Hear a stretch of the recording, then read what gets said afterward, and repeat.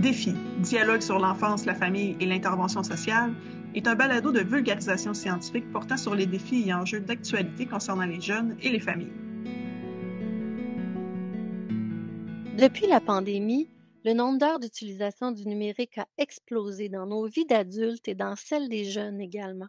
Quelles conséquences cette connexion quasi constante a-t-elle sur la santé et le développement des enfants et des adolescents? Plusieurs études ont révélé qu'une utilisation excessive des écrans et des réseaux sociaux est susceptible d'avoir des effets négatifs sur la santé des utilisateurs, tels que des problèmes de sommeil, des symptômes dépressifs ou anxieux. Chez les jeunes, on observe aussi parfois, entre autres, une diminution des compétences sociales, de la motivation à l'école et du rendement académique. L'Assemblée nationale du Québec a créé, en juin 2024, la Commission spéciale sur les impacts des écrans et des réseaux sociaux sur la santé et le développement des jeunes pour creuser cette question et formuler des recommandations. Au cours de l'année scolaire 2024-2025, la population générale, des jeunes et de nombreux experts se sont prononcés sur les enjeux suivants: le temps consacré par les jeunes aux écrans, les mesures d'encadrement du numérique à l'école et sur le web, l'accès aux réseaux sociaux, y compris via les jeux vidéo, la cyberintimidation, incluant le partage de matériel sexuellement explicite, l'accès à la pornographie sur le web, les mécanismes visant à créer une dépendance et la publicité destinée aux enfants. Cet épisode est consacré aux impacts des écrans et des réseaux sociaux sur les jeunes, principalement du point de vue des adolescents. Pour nous en parler, Eve Pouliot. Bonjour, moi je suis professeure titulaire en travail social à l'Université du Québec à Chicoutimi. Je suis aussi co-titulaire de la chaire Visage, qui est une chaire de recherche sur la vie et la santé des jeunes, et je suis chercheure régulière au CRUGEF. Emmanuelle Parent. Bonjour, enchantée. Donc, je suis cofondatrice et directrice générale du Centre pour l'intelligence émotionnelle en ligne, qu'on surnomme par notre acronyme le CIEL, et je suis aussi docteur en communication, où j'ai parlé avec des adolescents de leur utilisation des réseaux sociaux. Julie Martin. Bonjour, je suis directrice de l'école secondaire Sieur de Coulonges à Mansfield et je collabore avec l'équipe de Madame Pouliot de l'UQAC. Merci. Madame Pouliot, pourriez-vous nous parler de votre étude d'utilisation des écrans chez des adolescents cumulant différents contextes de vulnérabilité en contexte post-pandémique? Mieux comprendre pour mieux intervenir. Résumer brièvement cette étude-là et nous dire quels thèmes vous abordez principalement avec les jeunes. C'est une étude qui s'inscrit dans le prolongement d'une étude mixte qu'on a réalisée antérieurement avec 2 milieux scolaires qui ont été exposés à des catastrophes naturelles antérieurement. Donc, l'école secondaire Sieur de Coulonges, dont Julie Martin est directrice, qui est une école située en milieu rural et qui a été victime d'inondations en 2017, 2019 et 2023. Et l'école secondaire Montbleu, qui, elle, est située en milieu urbain dans un quartier de Gatineau et qui a été même rasée par les flammes, là, par un incendie qui a été engendré par la tornade de 2018. Donc, avec ces deux écoles-là, en fait, on a voulu comprendre le vécu des adolescents, des adolescentes dans le contexte de la pandémie, en tenant compte du fait qu'ils ont été ou non exposés à des catastrophes naturelles antérieures. Pour y arriver, avec les 2 milieux scolaires, on a mené d'abord un sondage en ligne auprès de 1 307 jeunes, qui nous a permis d'aller mesurer, différents aspects au niveau, entre autres, de leur santé mentale. Dès le départ, lorsqu'on a commencé le partenariat avec les milieux scolaires, ils nous ont dit: «Ce serait intéressant, Ève, qu'on parle aussi du temps d'écran», qu'on n'avait pas imaginé au départ. Donc c'est vraiment une préoccupation des milieux scolaires qui nous a, amenés, à intégrer cette préoccupation-là, dans le questionnaire. Ensuite, le deuxième volet de l'étude, c'était, par groupe de discussion. Donc, on a discuté avec, plus de 80 jeunes, en milieu rural, en milieu urbain, et aussi auprès d'une vingtaine de membres du personnel scolaire, de la réalité des jeunes en contexte de pandémie. Et là aussi, dans les entrevues qui ont été réalisées, le temps d'écran, a été un élément marquant. Donc, En faisant le bilan, dans le fond, de cette étude-là, ben, on s'est rendu compte que l'usage des écrans, c'est une préoccupation marquée chez les jeunes, chez les adultes qui les entourent aussi, tant en milieu rural qu'en milieu urbain.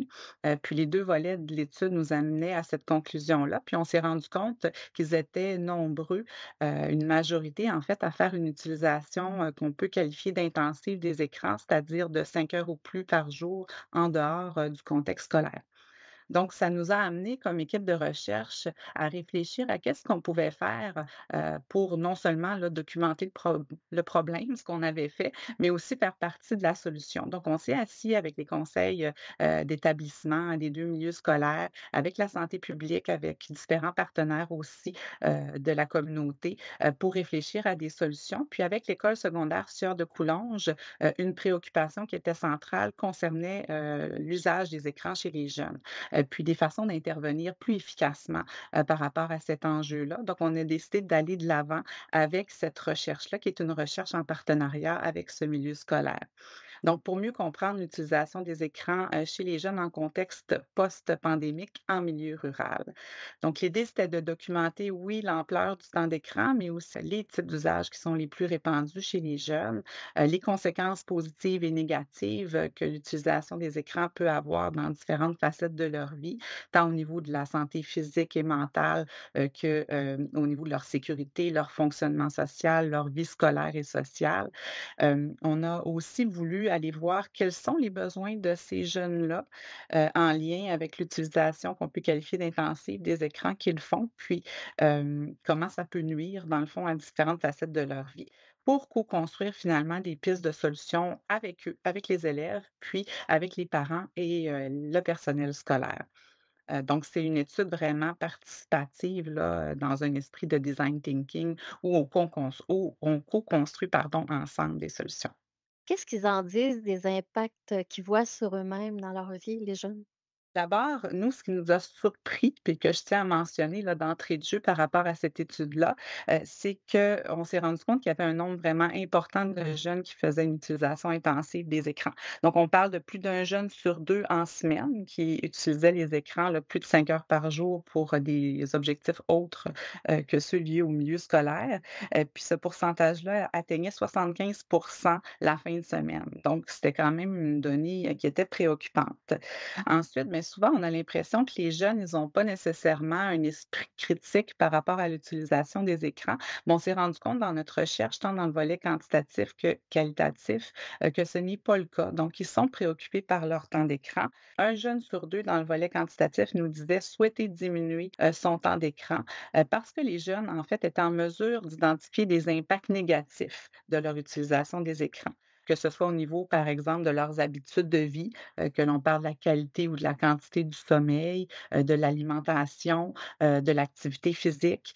Au niveau de leur vie scolaire, ils nous parlaient de difficultés au niveau de leur concentration, de leur motivation, de leur assiduité, puis de leur rendement scolaire aussi. Et ils nous parlaient d'impacts négatifs également dans leur vie sociale et familiale. Un autre élément au constat également des données plus qualitatives de l'étude, c'est le fait que non seulement les jeunes sont conscients des impacts négatifs de l'utilisation des écrans dans leur propre vie, mais ils constatent ça aussi chez leurs parents. Donc, ils ont été nombreux à nous dire que leurs parents font eux aussi une utilisation intensive des écrans. Quand on regarde les enquêtes là, récentes qui ont été menées sur ce thème-là, c'est quelque chose qui est confirmé. Donc, on dit que les parents passent en moyenne plus de 6 heures par jour devant les écrans en dehors de leur temps de travail, ce qui est quand même important, ce qu'on peut qualifier d'utilisation intensive des écrans. Puis, on sait qu'une utilisation intensive comme ça des écrans, ben, c'est associé à des scores de développement global qui sont plus faibles chez les enfants. Il y a énormément d'études de plus en plus là, qui sont menées sur le phénomène de la technoférence parentale, qui réfère aux interruptions des interactions sociales entre les parents et les enfants qui vont être causées par la technologie.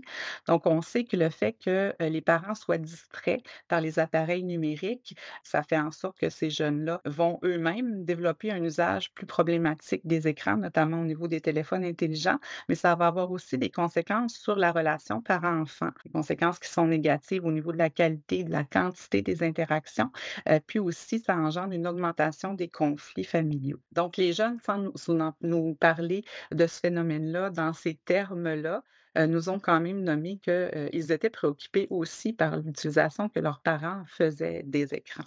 Madame Martin, pouvez-vous nous brosser un portrait sommaire de votre école et nous expliquer quelle est votre contribution aux travaux de Pouliot? L'école secondaire Sœur de Coulonges est située sur un très vaste territoire dans la MRC Pontiac. C'est la seule école secondaire francophone du milieu. Donc, les 300 élèves qu'on accueille à chaque année, dans le fond, sont dispersés dans 18 municipalités, ce qui veut dire qu'il y a un genre d'isolement géographique chez certains jeunes. C'est certain qu'on fait face à des réalités qui sont parfois complexes. Nous œuvrons dans un milieu défavorisé qui est très défavorisé. En plus d'être minoritaire francophone, donc seulement 35 de nos élèves parlent français à la maison, ce qui cause aussi un appauvrissement culturel. À ceci s'ajoute le fait que 50 de nos élèves ont un plan d'intervention, donc qui ont des difficultés académiques, qui sont souvent causées par l'appauvrissement culturel et la langue. Comme directrice, il est important pour moi de participer à la recherche de Mme Pouliot pour pouvoir prendre de meilleures décisions pour nos élèves. Donc, mon rôle en tant que directrice, c'était de faciliter la mise en œuvre du projet de recherche lors de la cueillette de données. J'ai mobilisé le personnel et les élèves parce que ce que je voulais, c'est que ces derniers aient le sentiment de contribuer à l'amélioration des services aux élèves. Ça a aussi eu un impact dans la communauté puisque Santé publique s'est intéressé aux résultats de Mme Pouliot, puis ça a créé un partenariat, ça a eu un impact parce qu'il y a une démarche en santé mentale et en bien-être des élèves et du personnel qui a été mis en place suite à la recherche de Mme Pouliot. Ça a créé davantage de services pour nos élèves, mais toujours en lien avec des données propres à nous. J'aimerais vous entendre sur les défis que vous pose cette omniprésence du numérique dans la vie des jeunes comme directrice d'école. Présentement, nous, comme direction, c'est la gestion des conflits, l'accompagnement des parents aussi qui se sentent démunis face aux problématiques vécues par leurs enfants. Vous comprenez qu'on a des élèves qui ne se présentent pas non plus à l'école ou arrivent en retard. Les parents doivent venir les reconduire à l'école. Et lorsqu'on les questionne, c'est assez fréquent qu'on nous dise, il ne dort pas de la nuit. C'est impossible pour nous de le réveiller le matin quand on leur dit, mais prenez des moyens pour, mettons, faire une coupure d'Internet pour assurer un sommeil correct, dans le fond. On nous dit que c'est impossible, ils ne sont pas capables de gérer la situation, c'est une source de conflit énorme à la maison. Donc, on a cette problématique-là parce qu'il faut accompagner les parents, mais il y a aussi toute la question de la cyber-intimidation qui est aussi une source de conflit que nous devons gérer puisque les élèves qui proviennent des extrémités dans le fond du territoire se retrouvent à l'école le lundi. C'est nous qui devons gérer le conflit en personne. Est-ce qu'on a l'obligation de le faire? Non, sauf que si ça se passe à l'intérieur de nos murs, on ne peut pas laisser dégrader non plus une situation. C'est certain que ce qu'on gère aussi, c'est les élèves qui sont victimes. Puis les victimes, ce qui arrive, c'est qu'en intimidation, avant les réseaux sociaux, tout se terminait à 15h. 15h30, le jeune prenait son autobus, se retrouvait à la maison dans son filet de sécurité. Présentement, si un jeune, une victime, ça se poursuit, hein. Il n'y a pas de fin, surtout s'ils ont accès aux réseaux sociaux en soirée. Les jeunes s'attaquent, mais c'est pas tous les jeunes, on s'entend. Ce qui est important pour nous, c'est de faire preuve de vigilance, puisque les victimes ne dénoncent pas toujours, puis c'est pas toujours des victimes de cyberintimidation, c'est aussi des victimes d'anxiété. C'est aussi des jeunes qui établissent ou ont des liens avec des gens qui ne sont pas au Canada, mais qui sont dans d'autres pays, puis qui vivent des situations amoureuses, des séparations, des inquiétudes pour des jeunes qui sont même pas au Canada. Donc, ça crée de l'anxiété. Nous, on reçoit ça. Il faut intervenir puisque c'est une question de bien-être pour nos jeunes. Puis on finit par vivre les conséquences. Il faut vraiment être à l'affût des changements des comportements. Déjà, on s'inquiétait pour la consommation. Maintenant, on s'inquiète sur ce que le jeune vit sur les réseaux sociaux. C'est comme un ajout. Le jeune qui s'absente, le jeune qui a une baisse de motivation, qu'on remarque qu'il est plus anxieux, qu'il s'isole à l'école, que ses résultats scolaires sont moins bons, c'est souvent des indicateurs d'une problématique qui nous incitent à faire un suivi, de nommer dans le fond les problématiques liées aux réseaux sociaux ou à l'utilisation du numérique. Parce qu'il y a aussi la dépendance au niveau du numérique. On arrive souvent à la conclusion que c'est créé par ça. Donc, c'est certain que ça nous demande à nous d'être vigilants, pas juste au niveau de s'assurer de la sécurité des jeunes, mais aussi de notre propre sécurité au niveau du personnel. Parce que en classe, on peut se faire filmer, dans les bureaux, on se fait enregistrer pendant qu'on fait une intervention. On a eu des interventions où est-ce que, mettons, au niveau des cellulaires, on fait une intervention près du jeune, puis le parent est au bout de la ligne, on n'est pas au courant. Donc, écoute les conversations. C'est comme si on avait des petits inspecteurs ou des petits espions. Puis là, bon, mais c'est enregistré. Comprenez donc comment on s'en sert après de ces enregistrements-là ou des photos qui sont prises ou des vidéos qui sont faites en classe. Ça demande une gestion supplémentaire si c'est publié ou si on s'en sert contre nous. Donc, c'est des nouveaux défis, mais c'est les défis avec lesquels on a à travailler pendant la journée. C'est complètement différent d'avant. C'est plus des batailles physiques, hein. Maintenant, c'est rendu sur les réseaux sociaux. Qu'est-ce que vous faites dans ces situations-là? Ah ben nous, c'est certain qu'on a une équipe d'intervenants qui s'est penchée sur les problématiques vécues parce que ça fait plusieurs années quand même, là, je dirais. Ça a augmenté depuis 2018. Donc, on commence à développer une expertise. On a créé une démarche d'intervention. On n'hésite pas non plus à faire appel à nos partenaires, donc le policier éducateur.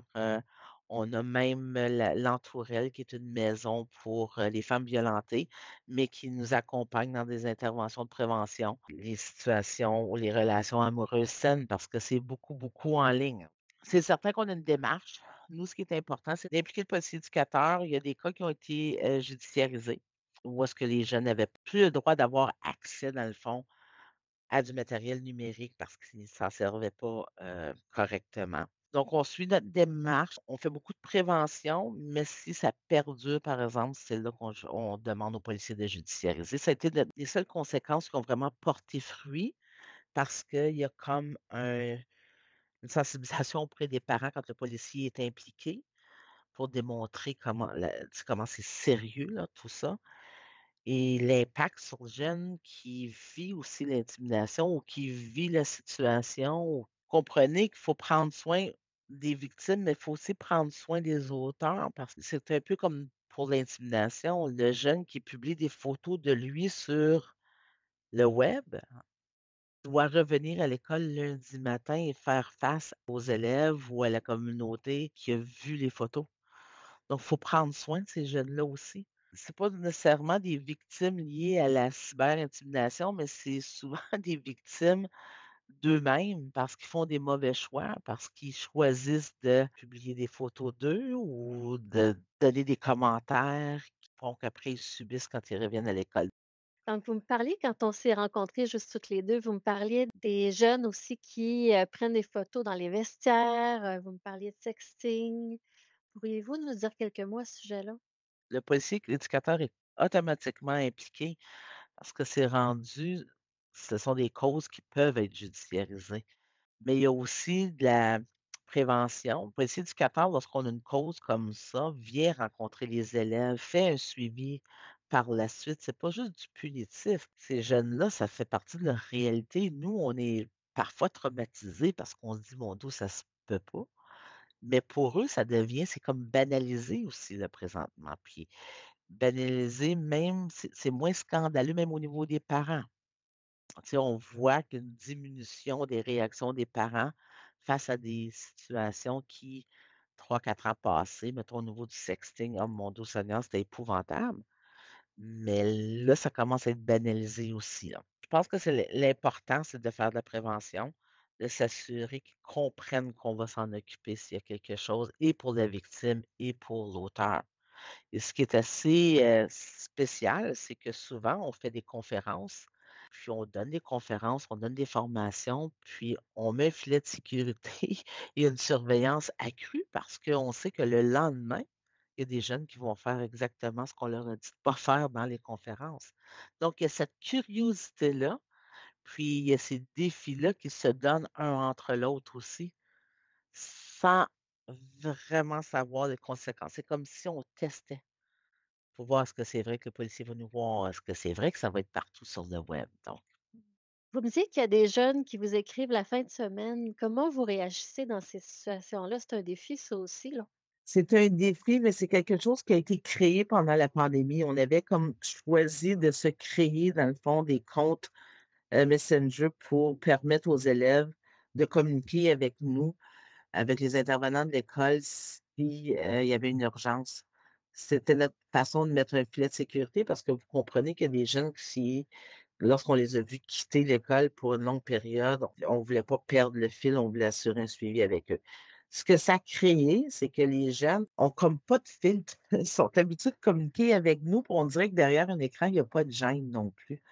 Mais pour nous, c'est une preuve que au niveau des habiletés sociales, au niveau des compétences, on dirait qu'il n'y a plus de décorum comme avant. C'est derrière l'écran, c'est facile, hein? Puis ils sont tellement habitués de communiquer à l'écrit qu'au niveau verbal, ça commence à être très difficile, même en classe. Ils sont pas habitués de justifier les réponses, de développer un sujet, parce que tout se fait par texto. Ils sont en train de développer des compétences comme ça. Si je pourrais vous parler d'intelligence artificielle, c'est aussi une problématique, puis au niveau des apprentissages. Mais pour revenir à la communication avec les intervenants de l'école la fin de semaine, on se rend compte qu'ils utilisent les technologies tellement de façon excessive que toutes les compétences sociales et émotionnelles des élèves ont changé. On n'aurait jamais fait ça il y a 20 ans, communiquer avec la direction d'école pour lui dire que ça allait pas ou qu'on subissait de l'intimidation. Mais présentement, c'est comme ça se fait, c'est accessible, mais c'est nous qui leur avons laissé, dans le fond, le droit. Là. Donc, ce qu'on a commencé à faire, par exemple, c'est recadrer. On leur a créé une ligne SOS Intimidation, à laquelle ils ont accès par courriel, qui ont accès par texto, tout ça, justement, pour essayer d'éliminer, mais il y en a encore. Il y en a encore des jeunes qui communiquent. J'ai réalisé qu'il y avait du bon et du moins bon temps d'écran. Pourriez-vous nous en parler un peu? En fait, la plupart, des experts s'entendent sur l'importance de prendre en compte le type d'usage et pas seulement le temps d'écran strictement parce que, comme vous l'avez bien dit, les temps d'écran ne sont pas tous égaux. Donc il y a du meilleur temps d'écran que d'autres. Par exemple, on va souvent faire la distinction entre le temps d'écran qui est plus passif, comparativement à un temps d'écran plus actif. Donc, quand on parle de temps d'écran passif, c'est lorsqu'un jeune, par exemple, va consommer du contenu sur Internet sans nécessairement avoir à réfléchir ou à s'impliquer, par exemple en regardant des vidéos sur YouTube.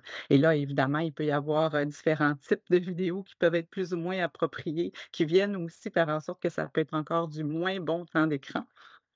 Alors qu'on va parler de temps d'écran actif lorsque le contenu, il va stimuler le jeune, va l'amener à réfléchir, va être interactif, va lui faire des apprentissages ou l'amener, à bouger. Donc, par exemple, des jeux éducatifs sur Internet. Donc, vous comprenez qu'un jeune qui, visionne sur YouTube des vidéos à caractère violent, versus un autre, qui, parfait son anglais en faisant des jeux éducatifs, mais ça n'a pas la même valeur de temps d'écran. Donc ça, c'est important de démystifier cet aspect-là. C'est aussi important de prendre en compte le contexte d'utilisation des écrans, donc de bien le considérer. À quel moment le jeune l'utilise? Est-ce que c'est la nuit? Comme on en a discuté tout à l'heure, ben là, ça peut avoir un impact sur d'autres habitudes de vie, là, notamment le sommeil. Est-ce que le jeune fait simultanément plusieurs activités sur les écrans? Donc, on sait que ça aussi, c'est plus dommageable. Est-ce qu'il est supervisé, accompagné d'un adulte dans son utilisation des écrans, ou non? Donc ce sont, tous des éléments aussi là à considérer lorsqu'on regarde l'usage des écrans chez les jeunes et il faut tenir compte aussi des caractéristiques individuelles. Souvent on parle de l'âge pour donner des balises, mais c'est pas tout l'âge. Il faut aussi tenir compte, de l'état de santé, physique et mentale de cet enfant-là, du développement de son esprit critique, de sa maturité. Donc tout ça pour dire qu'un même temps d'écran pour 2 enfants, même si ces enfants-là ont sensiblement le même âge, n'aura pas nécessairement le même impact si on prend en compte le type de temps d'écran, le contexte d'utilisation, puis d'autres caractéristiques personnelles du jeune. Madame Parent, de votre côté, vous avez échangé avec des centaines d'adolescents à propos de leurs relations aux réseaux sociaux. Leurs réponses ont été partagées dans votre livre Texter, publié, scroller, publié en 2024. Votre thèse de doctorat porte également sur le sujet. Pouvez-vous nous brosser un portrait des différents réseaux sociaux utilisés par les jeunes et nous dire ce qu'il faut principalement retenir concernant les bons et moins bons côtés des réseaux sociaux du point de vue des jeunes? L'utilisation des réseaux sociaux chez les jeunes, ils ont des grands points en commun, puis en même temps, elle est extrêmement diversifiée. Je vais commencer avec les points en commun. Avant tout, là, pour bien comprendre l'usage des écrans chez les jeunes, pourquoi est-ce que c'est aussi élevé autant de temps? Une des motivations premières, c'est la socialisation, parler avec les amis. On le faisait, moi, je chattais sur MSN quand j'étais jeune. Ma grande sœur, avant, elle parlait au téléphone tout le temps avec ses amis. Avant, bon, on se rencontrait dans la ruelle, dans les parcs, dans des tiers-lieux. À l'adolescence, on a besoin de connecter. Et aujourd'hui, ça se fait pas sur une plateforme typique. Là, je viens à qu'est-ce qui est très, très diversifié. Ça dépend souvent d'une gang d'amis à l'autre. Il y en a qui vont beaucoup parler sur Snapchat à leur meilleur ami parce qu'avec l'image, c'est le fun de voir l'émotion. Puis comme on a une belle relation de confiance, je m'en fous d'y envoyer ma face et briefer le matin. Mais pour parler, mettons, à mon équipe de soccer, à une équipe de sport ou un groupe dans lequel je fais partie, peut-être que c'est sur Instagram parce que tout le monde à peu près, bon, c'est une norme sociale que tout le monde aurait un profil Instagram, donc on se parle là-dessus. Mais peut-être qu'à ma famille, je leur parle sur iPhone, dans iMessage et ainsi de suite. Donc, cette courte pointe d'utilisation-là, elle va beaucoup, beaucoup varier chez les jeunes. Et tant qu'on n'a pas de conversation approfondie avec l'ado devant nous, mais on ne peut pas présupposer que ça, c'est un gamer ou quelqu'un qui est beaucoup sur les réseaux, qui tripe sur TikTok ou sur YouTube, parce qu'il y a beaucoup de subtilités sur chaque réseau social. Donc, gare au jugement lorsqu'on voit un grand titre, Snapchat est plus dangereux que les autres. Ben non. Puis je suis sûre que Mme Martin pourrait dire ici, des fois, il y a de l'intimidation qui se passe sur le Teams de l'école, des fois c'est par texto, des fois c'est la SnapMap. Donc, un bon conseil, là, quand on se sent démuni devant toute l'utilisation des réseaux sociaux, c'est de tester puis de demander aux jeunes s'ils veulent pas nous l'expliquer. Puis sûrement que 2 ados vont nous expliquer leur utilisation de Snapchat un peu différemment. Donc, ça, c'est pour l'utilisation. Quand on est en intervention, là, j'invite vraiment à pas généraliser puis à poser des questions et pas assumer qu'on connaît tout parce qu'il y a même des jeunes qui, des fois, ont pas le jargon des autres jeunes. Donc, j'arrive dans une classe, puis il y a plein d'ados qui vont parler des flammes Snapchat, puis il y en a d'autres qui vont lever leurs mains un peu gênés. C'est quoi ça, des flammes? Donc, on n'assume pas, on pose des questions. Pour les bons et les moins bons côtés, je trouve que Mme Pouliot, vous l'avez tellement bien expliqué. C'est vraiment le reflet des rencontres que j'ai avec les jeunes aussi, comment vous l'avez dit, qui sont capables d'être critiques. Et donc, parmi les moins bons côtés, puis je vais finir avec le positif, c'est sûr que le modèle d'affaires des réseaux sociaux, même des jeux vidéo, c'est de servir leurs intérêts financiers, leurs intérêts politiques. Donc, ils veulent collecter des données sur nous, collecter des données sur les jeunes, savoir c'est quoi leurs intérêts, leurs idéologies. Et pour ça, ils vont attirer notre attention. Donc, on reçoit des notifications, on a des vidéos qui sont très, très courtes, qu'on peut défiler à l'infini. Et ça va avec un élément qui va être négatif, qui est de négliger certaines habitudes de vie, comme Mme Pouliot vient de parler du sommeil, de l'alimentation, de l'activité physique. Donc, de négliger ça parce qu'on passe beaucoup de temps à se divertir. Et ça, les ados nous le disent. J'ai supprimé TikTok parce que, bon, c'était la période d'examen, je voulais être sûre de bien dormir. Puis après, je l'ai retéléchargé parce que j'ai de la misère à voir le temps passer. Donc ça, c'est dans les aspects négatifs. Puis il y a aussi comment on utilise les réseaux sociaux ou les jeux vidéo. En effet, là, ça dépend du contenu, l'impact sur nous. Je vais pas vous dire qu'est-ce qui a été dit, ça dépend beaucoup de notre personnalité, qu'est-ce qui peut nous affecter ou non. Est-ce qu'on est en contact avec des inconnus? Est-ce qu'on est capable de reconnaître les drapeaux rouges chez des inconnus qui peuvent être malveillants ou ceux vers qui on peut avoir un réel appui social si on n'en a pas dans notre milieu? Donc ça peut être vraiment dans les aspects négatifs où il faut faire de l'éducation et de la sensibilisation pour outiller les jeunes afin qu'ils puissent profiter des bons côtés qui, oui, existent avec l'utilisation du numérique. Dans ces bons côtés-là, on ne peut pas passer à côté de la socialisation. Quand tu es ado, ils vont dire, ben, je suis chez moi, je suis en sécurité. Des fois, les parents veulent pas que les jeunes sortent, ou tu n'as pas de permis de conduire, ou il n'y a pas de tiers-lieu dans mon environnement. L'hiver, est-ce qu'on se réunit dans un parc? Est-ce qu'il y a des transports en commun dans notre région? Ah, Madame Martin parlait que les jeunes étaient isolés, des fois que le territoire est très grand. Donc, le numérique devient une manière de tomber en amour, de découvrir qu'est-ce que j'aime, de cultiver mes passions, d'être sur YouTube et d'apprendre à faire de la broderie, d'apprendre à démonter un quatre-roues. Donc, plein d'apprentissages qui vont être vécus plutôt dans notre vie hors ligne. Donc, ça, c'est des utilisations qu'il faut encourager. Donc, la socialisation et aussi de l'appui social. On le voit chez des jeunes qui vont être vulnérables parce qu'ils vivent une situation qui n'est pas partagée par leur entourage. Je pense à des jeunes qui ont des maladies chroniques, que c'est difficile d'en parler. Disons que tu as le diabète à 14 ans, puis personne autour de toi là, tu peux te sentir très différent, mais en ligne, tu as peut-être des groupes qui te supportent, où c'est normalisé, où tu te sens reconnu. Les jeunes de la communauté LGBT, ils vont parler souvent qu'ils vont suivre des modèles de vie normale, pas dans le stat là, ou dans une émission où des fois là, le scénario du personnage gay est terrible. Non, non, juste quelqu'un qui vit sa vie, qui est heureux. Puis ça, c'est un beau modèle pour un jeune qui n'existait pas avant. Donc, il va pouvoir se retrouver là-dedans s'il vit de la discrimination à l'école. Mais là, ça a bien été aussi pointé par Mme Martin que malheureusement, des jeunes qui, des fois, vivent l'intimidation à l'école, ça continue hors des murs. C'est ça qui rend aussi la situation très complexe où des jeunes vulnérables qui vivent des difficultés en ligne vont aussi aller chercher beaucoup de soutien en ligne. Donc là, quand j'entends des choses comme couper Internet, je me dis, OK, on coupe la source des méchancetés, mais on coupe aussi la source du réconfort. Donc, tout un défi, tout un casse-tête. Et dans les bons côtés, il y a aussi tout ce qui est les apprentissages, le divertissement et le droit au fun, le droit au plaisir. Nous, dans notre télévision, on écoute Occupation Double, on écoute Big Brother. Eux aussi, des fois, ils ont le droit d'écouter des choses impertinentes et d'avoir du fun. Après, ben, on revient, c'est sûr, aux saines habitudes de vie. Il ne faut pas que ça prenne toute la place.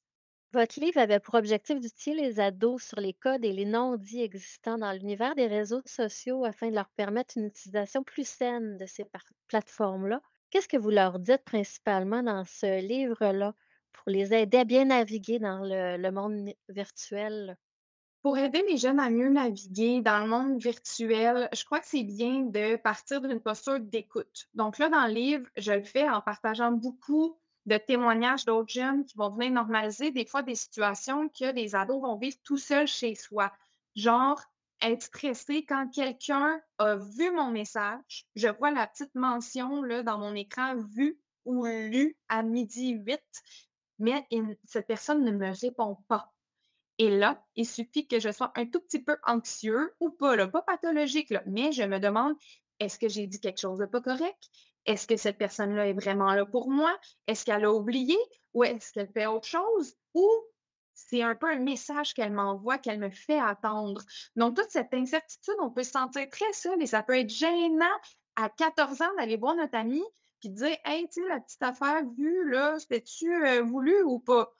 Surtout quand on est dans un contexte où les gens vont dire il y a la vie virtuelle et il y a la vie réelle, comme s'il y avait une différence. Pour les jeunes, là, il n'y en a pas de différence. Puis on le voit, si je me fais insulter en ligne, ça me fait de la peine pour vrai. C'est pas une peine virtuelle. Puis même chose que si mon crush m'envoie un petit cœur, ça va être de la vraie amour, pas juste virtuel que je ressens, même si on s'entend qu'en face à face, c'est plus le fun. Donc, c'est d'écouter, de créer des discussions et ensuite d'avoir des trucs pour agir parce que les jeunes, des fois, se sentent démunis et sans stratégie devant leur relation aux écrans.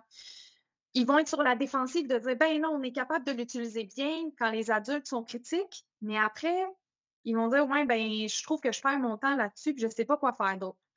Donc, une belle stratégie, outre créer des discussions, inviter les jeunes à mettre leurs limites de disponibilité, de dire moi, je n'écris plus à partir de 21h le soir, ou si je te réponds en 4 heures au lieu de 15 minutes, c'est normal. Donc, outre ça, c'est d'avoir à leur disposition une diversité d'activités qu'ils peuvent faire le soir qui n'est pas nécessairement juste regarder des vidéos passivement, comme on le nommait tantôt, pour que ce soit valorisant.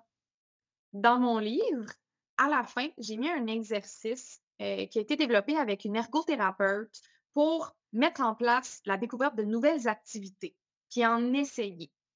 Il y en a pour tous les budgets et surprenez-vous pas, là-dedans, il y a autant des activités en ligne que hors ligne. Cette liste-là est aussi disponible gratuitement sur le site de mon éditeur. Ça permet aux jeunes de découvrir des loisirs auxquels ils n'auraient peut-être pas pensé là, auparavant.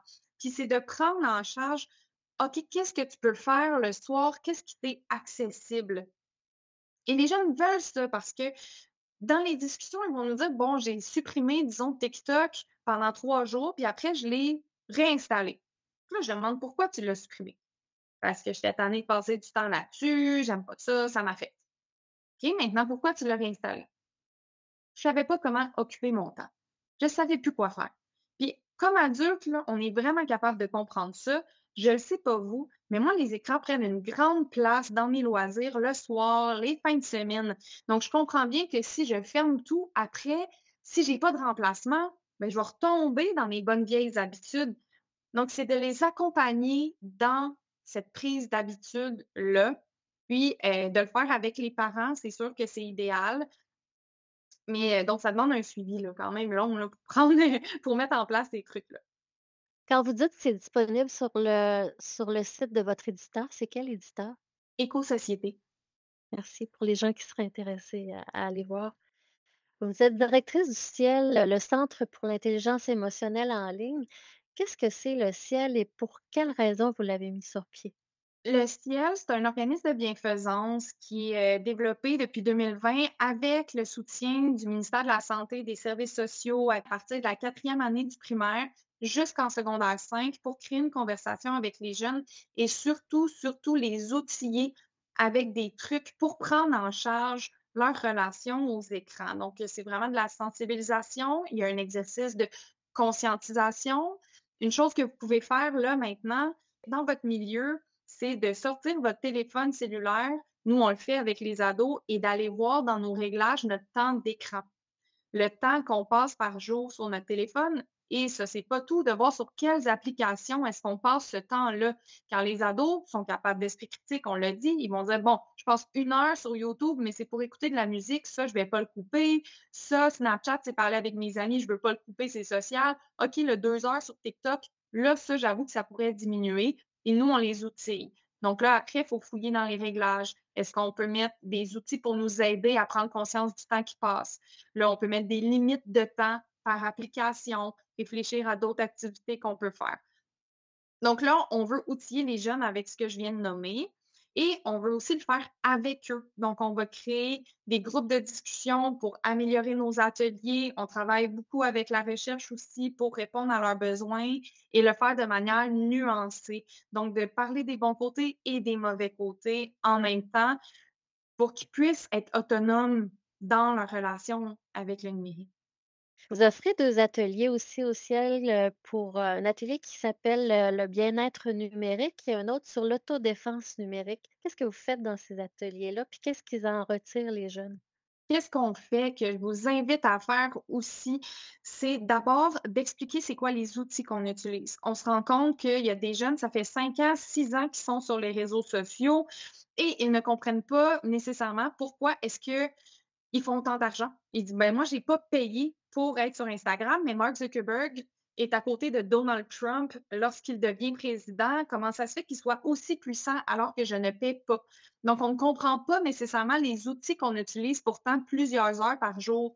Donc, on commence avec une bonne dose d'éducation aux médias. Et ça, des fois, ça demande de s'éduquer soi-même. Il y a des ressources qui existent pour aller voir comment ça fonctionne l'économie des données. Comment est-ce qu'on prend toutes les informations sur moi et qu'on me propose des publicités qui sont ciblées? Quel contenu est-ce qu'on me recommande pour garder mon attention? Parce que comprendre le numérique, ça nous permet de mieux agir sur lui après. Hein, c'est pas pour rien, pour prendre des décisions conscientes, de comprendre qu'est-ce qui sont les sources d'influence que je regarde en ligne, comment ce contenu-là m'est démontré et comment est-ce que je peux essayer de le contrôler. Donc, des fois, on travaille avec des jeunes à OK, je m'abonne à quelle page? toi, tu tripes sur le tricot. Comment ça se fait que tu vois rien d'artisanat dans ton TikTok? En way, on s'en va t'abonner à des hashtags, on s'en va s'abonner à des pages. Et si ce que je dis en ce moment pour vous, c'est du charabia, là, je vous invite à ouvrir YouTube, ouvrir Google et d'écrire comment fonctionne YouTube. Comment suivre plus de pages qui correspondent à mes intérêts. Tu sais, de nous-mêmes, au lieu d'être figé dans notre peur de les technologies, je suis en retard puis je comprends rien, d'être actif. On est capable de comprendre puis on est capable de prendre action. Puis ça, là, peu importe notre âge. C'est ce que vous allez voir un peu du côté des ateliers du bien-être numérique? Oui, vraiment. Puis en parlant avec les jeunes, il y a toujours un moment où ils nous parlent d'une nouvelle application, Discord, BeReal qu'on connaît pas. Et qu'est-ce qu'on fait dans ce temps-là? On leur demande, est-ce que tu peux me l'expliquer? Pourquoi est-ce que tu l'utilises? Pourquoi est-ce que tu l'utilises au lieu de Instagram? Donc, on pose des bonnes questions, on écoute, après, on fait nos petites recherches, puis on est en mesure, avec notre regard critique, avec, je veux dire, toute la formation des professionnels dans le milieu scolaire qui en savent sur l'intimidation, sur l'estime personnelle, ben, ces outils-là qu'on utilise déjà depuis des années, ils s'appliquent en ligne. Donc, je suis sûre là, que vous êtes capable de réfléchir à des manières d'utiliser YouTube ou les réseaux sociaux pour offrir aux jeunes des stratégies qui sont adaptées aux outils qu'ils utilisent. Et dans les ateliers d'autodéfense numérique, ça ressemble à quoi? On va aussi faire de l'éducation aux médias au début, comme toujours, puis ensuite on crée des petits groupes de discussion parmi les jeunes où on va les inviter à se positionner sur certaines normes sociales. Comme je disais tantôt, si on voit un message et qu'on ne répond pas, est-ce que ça se fait ou pas? En combien de temps est-ce qu'on devrait répondre à un message? Est-ce qu'être accessible avec mon téléphone en tout lieu et en tout temps veut dire que je suis disponible en tout lieu et en tout temps? Non. OK, donc qu'est-ce qu'on fait? Comment est-ce qu'on s'entend pour pas vivre toujours une pression de répondre rapidement? Et là, les jeunes, ils ont des avis très divergents. Donc, on arrive à des solutions ensemble. Ensuite, on parle de l'attention. Qu'est-ce que ça vous fait des fois vous dire, ma motivation, c'est de faire mon travail, mais de tout le temps prendre le téléphone en même temps? Pourquoi est-ce qu'on fait ça? Donc là, souvent, ce sont les jeunes qui nous donnent les outils de réponse et nous, ensuite, on leur glisse des stratégies. Parce qu'on dit, bien souvent, ce qui va guider notre attention, c'est notre motivation. Donc, c'est sûr que si je vois pas trop la motivation à compléter mon devoir de maths, j'ai bien plus de chances d'ouvrir YouTube là, en 2 exercices que si je me dis, ça va m'aider à atteindre mes buts dans le futur, et là, je vais me concentrer et ça va être plus facile. Et pour s'aider, on peut mettre le téléphone dans une autre pièce, on peut se mettre en mode ne pas déranger, on peut décider de voir nos amis en face à face pour s'aider à se concentrer ensemble. Donc, on les amène à dire les choses par eux-mêmes, puis ensuite, on les outille. Puis ça revient quand même d'une classe à l'autre, ce qui est rassurant. Le débat entourant la place du cellulaire à l'école a souvent fait manchette ces dernières années. C'est quoi les règles à votre école à ce sujet-là? Et votre point de vue et celui des élèves? Avant 2019, le cellulaire était complètement interdit dans l'école. C'était ingérable. Il y avait plusieurs élèves qui respectaient pas les règlements. La gestion des conséquences était énorme et l'application de la règle est une source de conflit importante avec les élèves, entre les élèves et le personnel, dans le fond. C'était tellement ingérable.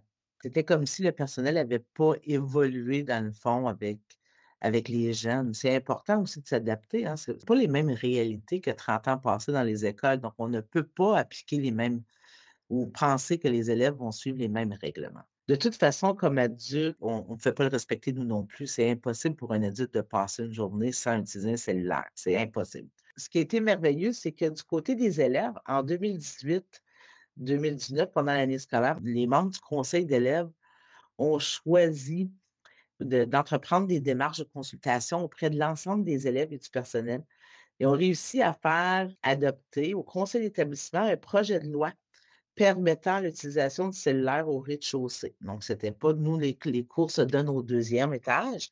Donc, au rez-de-chaussée, les élèves avaient le droit de s'en servir. C'était assez impressionnant parce que les conséquences que les jeunes avaient prévues étaient plus sévères que ce que les adultes avaient anticipé. Donc, on a quand même réajusté tout ça. Les élèves voulaient tellement que ça fonctionne qu'ils ont vraiment respecté ce qu'ils avaient choisi de mettre en place. Ils se surveillaient. Les membres du conseil, je me souviens, avaient fait la tournée des classes et avaient expliqué aux élèves Si on veut que ça fonctionne, il y avait besoin de contribuer, il y avait besoin de s'engager à respecter les règles. Mais là, après quelques années, les membres de ce conseil ont quitté l'école. Là, on s'entend que là, il y a des changements. Les nouveaux élèves connaissent moins les nouvelles règles ou connaissent moins, dans le fond, les assises du projet. Donc, le personnel, on a choisi d'autoriser, dans le fond, le cellulaire à l'étage. Le seul règlement, puis dans le fond, notre règlement respectait déjà les nouvelles règles du ministère. C'était interdit en classe et dans les vestiaires. Dans les vestiaires, on comprend pourquoi. En classe aussi parce que on veut éviter qu'il y ait des enregistrements d'enseignants. Je pense que c'est un respect pour le personnel aussi. C'était plus la question des enregistrements. Donc, on a commencé à faire ça. On a acheté des pochettes qui sont à l'entrée de la classe. Les élèves déposent leur cellulaire dans leurs pochettes et les montres intelligentes, parce qu'il n'y a pas seulement que les cellulaires. Là, on gère d'autres problématiques. C'est que là, les téléphones vibrent pendant les cours, donc ça devient une source de distraction pour les élèves, parce que là, ils sont curieux de savoir qui me texte, qui m'écrit, qui a fait un commentaire sur ma publication. On a quand même travaillé c'est pas juste de le mettre en mode vibration, mais de le fermer complètement pour éviter ça.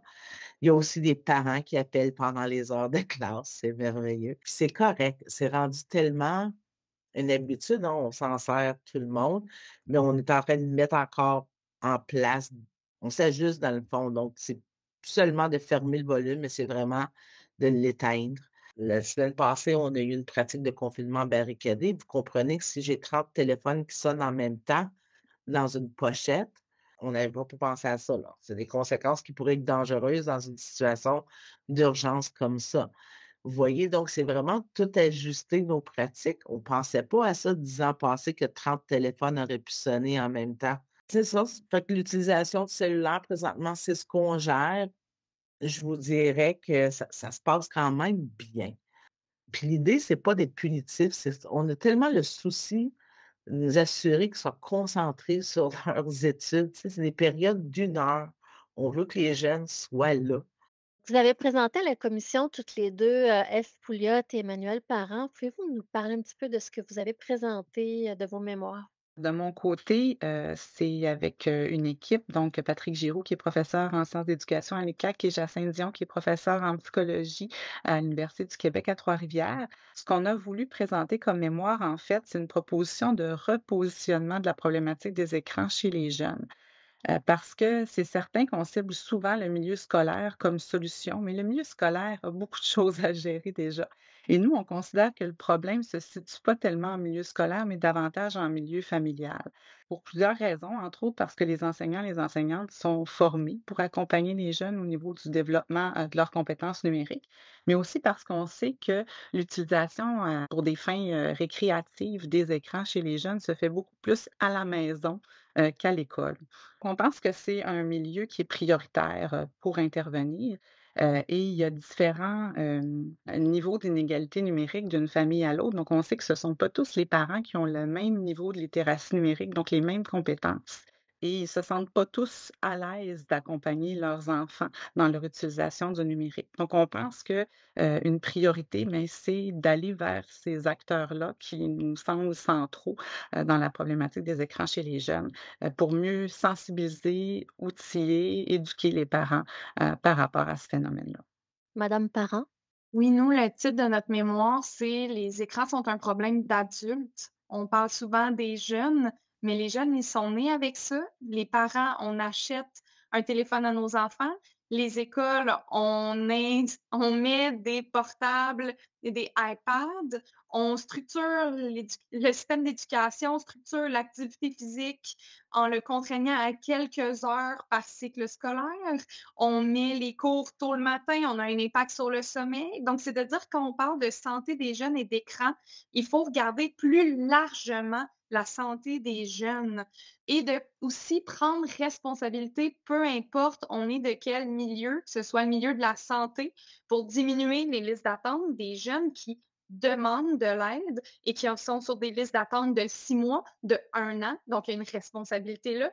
Au niveau des villes, pour créer des parcs, pour créer des activités abordables dans les centres communautaires. Au niveau des législations, pour qu'il y ait une meilleure modération en ligne des contenus haineux qui circulent librement et qui ne respectent pas nos lois canadiennes, ni nos lois de respect de la charte là, des droits et libertés. Ça ne respecte pas. Faut avoir du courage politique puis aller faire réguler les plateformes aussi.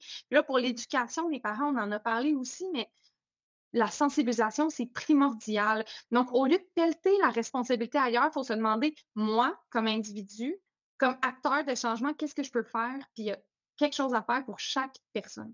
Madame Pouliot, pour terminer, pourriez-vous nous dire ce qui s'en vient de votre côté dans vos études concernant le numérique? Dans la poursuite de ce que je mentionnais tout à l'heure, là, au niveau de notre présentation de notre mémoire à la commission, on a un projet qu'on vient de soumettre aux Instituts de recherche en santé du Canada, pour lesquels Mme Parent, Mme Martin sont d'ailleurs des collaborateurs, dans le cadre duquel on souhaite, via une approche collaborative, participative, inspirée du design thinking, réfléchir avec des acteurs concernés, des parties prenantes, donc tant des jeunes, des personnes du milieu scolaire, des parents, des personnes des organismes institutionnels et communautaires, à cette question d'outiller les parents au niveau de la gestion de l'usage des écrans chez leurs jeunes.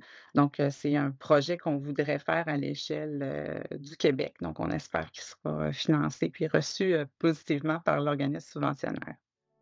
Merci à vous toutes. Bye bye. Bye. Vous écoutiez Défi, le balado du CRUGEF.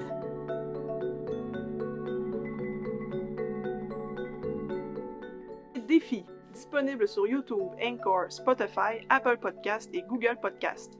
Et sur le site web du CRUGEF dans notre section Médiathèque.